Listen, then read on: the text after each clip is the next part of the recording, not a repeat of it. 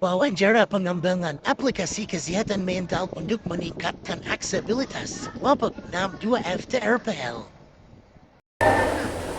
Assalamualaikum warahmatullahi wabarakatuh. Waalaikumsalam warahmatullahi wabarakatuh. Jadi kami dari kelompok 6 BPR yang mengambil 10 kasus, yaitu aplikasi kesehatan mental bisa digunakan disabilitas atau aksesibilitas. Baik, untuk pertanyaan pertama, menurutmu penting semua orang termasuk yang memiliki disabilitas bisa menggunakan aplikasi kesehatan mental dengan mudah? Jadi menurut saya orang yang normal maupun yang disabilitas itu tidak mengukur kemungkinan mereka punya masalah misalnya mereka jadi baik yang normal maupun yang disabilitas mereka setidaknya harus bisa menggunakan aplikasi kesehatan mental kalau enggak ya ada yang membantu untuk menggunakan aplikasi saya kalau pendapatnya dari aku menurut saya untuk mengenai pentingnya baik dari sisi orang normal maupun orang yang berkebutuhan khusus sendiri memang itu maupun dari orang berkebutuhan khusus itu meskipun dibantu oleh seorang buat menggunakan aplikasi tersebut tergantung disabilitasnya. Kalau disabilitasnya memungkinkan untuk menggunakan fasilitas seperti aplikasi dan sebagainya, itu bisa. Kalaupun tidak bisa pun bisa dibantu juga orang-orang yang mungkin normal ya. Jadinya kita itu saling membantu juga dan mungkin ya bisa saling menghargai antara disabilitas atau tidak. Menurut saya penting karena orang disabilitas juga berkebutuhan dalam menggunakan aplikasi ini. Selanjutnya, pertanyaan kedua yaitu apa yang membuat orang dengan disabilitas enggan atau kesulitan menggunakan aplikasi kesehatan mental? Pertama, disabilitas itu banyak jenisnya. Dan mungkin mereka kesulitan mungkin kalau pakai aplikasi mungkin yang mereka disabilitas sebagian yang tunanetra mereka bisa melihat juga kelas mereka merasa tidak bisa mereka mungkin yang membuat mereka merasa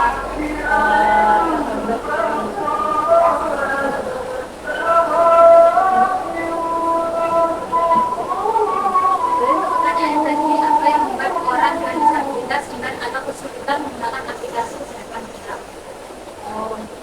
dari menurut saya dulu dan atau kesulitan sendiri dikarenakan pasti orang disabilitas kan memiliki kekurangan dan mereka berpikirnya orang lain capek-capek makanya mereka dari sisi orang normal sendiri itu harus saling mengerti dan saling bantu. Menurut saya kurang lebih sama karena orang disabilitas juga kayak apa sih kita tuh pegang HP juga jarang gitu kan. Termasuk kalau orang disabilitas kadang ngobrolnya juga sama orang sebelah juga gitu. Kalau misalnya kita dituntut untuk menggunakan aplikasi juga kalau tanpa bantuan dari teman-teman yang normal itu ya kurang lebih kayaknya nggak bisa. Untuk menurut saya itu lebih enggak atau kesulitannya lebih ke kita kan orang berkebutuhan dan di situ tidak ada fitur yang membantu mereka untuk melakukan aplikasi ini. Jadi ya udahlah bodo amat aku nggak tahu gitu. Untuk pertanyaan yang ketiga yaitu dalam pembuatan aplikasi kesehatan mental, menurut Anda apa yang harus difokuskan untuk memastikan aksesibilitas bagi orang yang disabilitas? Mungkin apabila ingin menjawab, caranya tidak dijelaskan ya. Jadi mungkin untuk aplikasi kesehatan mental karena disabilitas banyak jenisnya, jadi dilengkapi misal untuk yang keterbatasan suara ataupun yang keterbatasan mata, tapi itu tetap butuh bantuan orang-orang kecuali disabilitasnya itu di bagian aplikasi yang karena kan kalau tangan mereka bisa lihat, bisa dengar. Jadi bisa pakai fitur yang itu berbasis voice suara. Tapi kalau yang beliaunya ini terbatasnya itu pakai telepon kedengarannya, tetap benar orang normal untuk pakai. Kalau dari saya sih sama, berarti udah mati dari itu.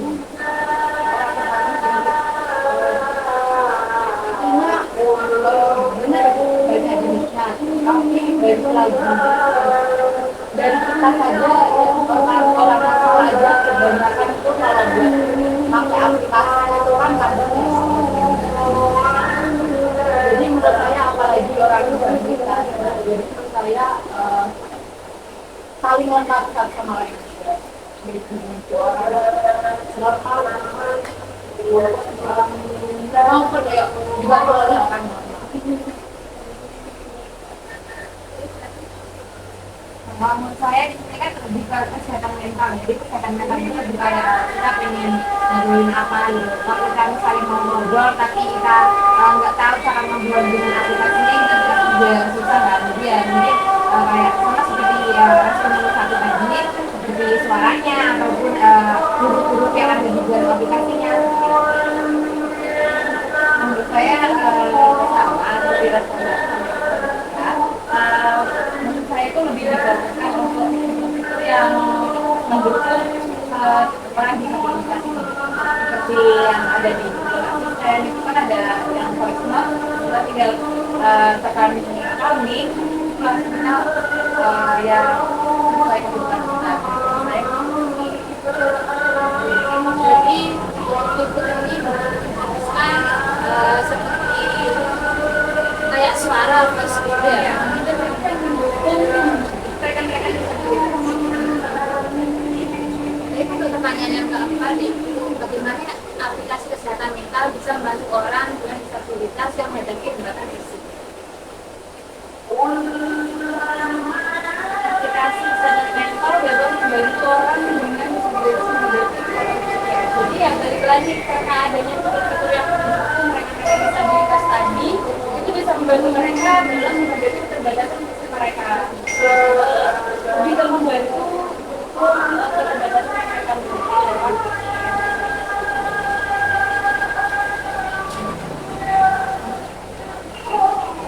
Nah, dari saya sendiri sama aja sama respon pertama karena aplikasi masih belum lagi fitur-fitur di dalam fitur-fitur itu membantu baik itu orang normal maupun orang disabilitas. Nah dari itu tidak menutup kemungkinan buat orang-orang disabilitas buat makan ataupun buat kesulitan berbeda disesuaikan dengan itu. Ini kalau menurut saya membantu orang dengan disabilitas yang menghadapi hambatan fisik. Nah di situ kan mungkin kayak dari fisiknya kan ya. Jadi kalau menurut saya sih lebih kayak dibantu aja sih sama orang yang normal. Jadi ke fitur-fiturnya juga lebih kayak bersahabat sama orang yang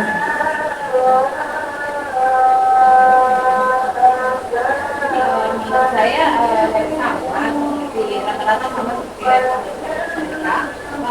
Fitur-fiturnya ya agar lebih bersahabat dengan orang yang fisik. Untuk pertanyaan yang kelima, untuk Anda, itu selain fitur voice, yang penting ada di dalam aplikasi kesehatan mental itu apa?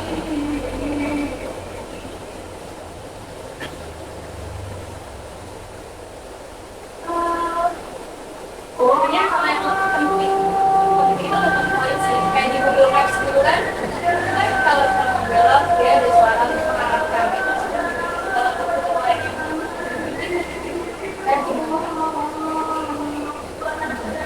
kalau dari saya sendiri itu untuk mengenai fitur yang penting menurut saya kalau dari fitur itu penting karena dari aplikasi sendiri itu saling berkaitan. Nggak mungkin aplikasi dari fitur-fitur tersebut nggak berkaitan kayak contohnya fitur voice pasti berkaitan dengan nantinya ada di wayangnya ataupun lain-lain. Jadi menurut saya untuk mengenai fitur aplikasi yang penting di aplikasi mental ini menurut saya semuanya fitur yang ada di aplikasi tersebut itu semuanya Menurut saya kan mesti pertanyaannya fitur yang paling penting ya, seperti yang kita sebut juga sama fitur yang paling penting ada itu. Nah di situ juga kita kan kayak disabilitas yang nggak bisa mungkin kuliah atau gimana itu kan juga bisa digunakan seperti itu. Dan bahkan kalau teman-teman selain disabilitas yang di apa indra panca indera itu ya bisa juga kayak bahasanya ataupun kayak kita ngobrol sama orang seperti ini juga kan nggak hanya kata-kata kan, kayak ada di gerakan tubuh dan sebagainya. Ini menurut saya itu fitur yang paling penting itu pertama fitur personal karena itu membantu orang yang rata-rata orang yang disabilitas. Terus yang kedua jika orang itu tuna wicara mungkin bisa memainkan keyboard, tapi keyboard itu ada nadanya gitu kayak gitu.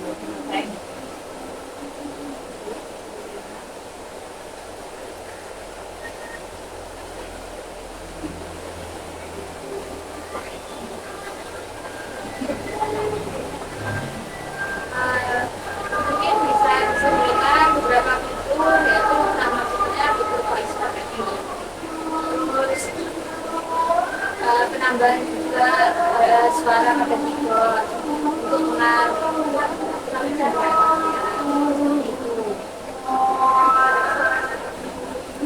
Baik, berarti kesimpulan dari poin 5 atau pertanyaan nomor 5 yaitu ada beberapa fitur sudah disebutkan. Yang pertama fitur voice note, yang kedua animasi gambar, dan juga yang ketiga nada pada keyboard.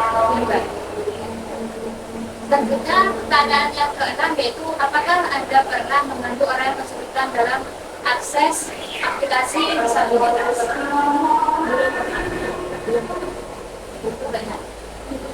Kalau saya sih kalau apa ya membantu untuk teman-teman disabilitas menggunakan itu belum pernah ya. Tapi kalau saya sendiri belajar mengenai cara komunikasi dengan orang yang disabilitas itu pernah.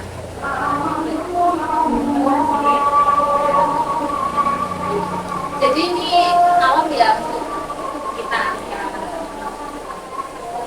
Itu ke poin yang nomor 7, ada apa yang harus dilakukan oleh pengembang aplikasi kesehatan mental untuk terus meningkatkan aksesibilitas aplikasi mereka? Kan semua wawancara ke rekan-rekan disabilitas dari rekan-rekan disabilitas yang sudah pakai aplikasi ini dan ketika kayak gimana sih mereka menjadikan evaluasi untuk mengembangkan aplikasi.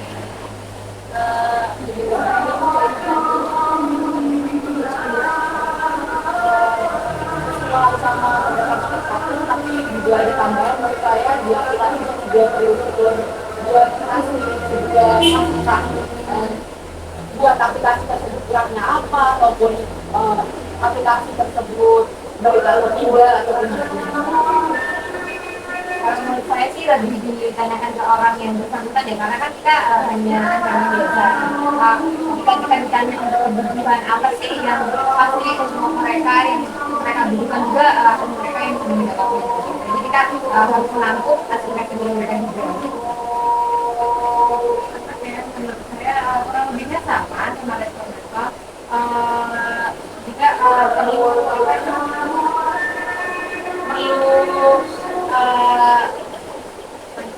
ya wawancara dengan mereka dan juga fitur-fitur yang lebih besar dengan mereka karena mereka kan juga memiliki kekurangan dan perlu membutuhkan aplikasi lain.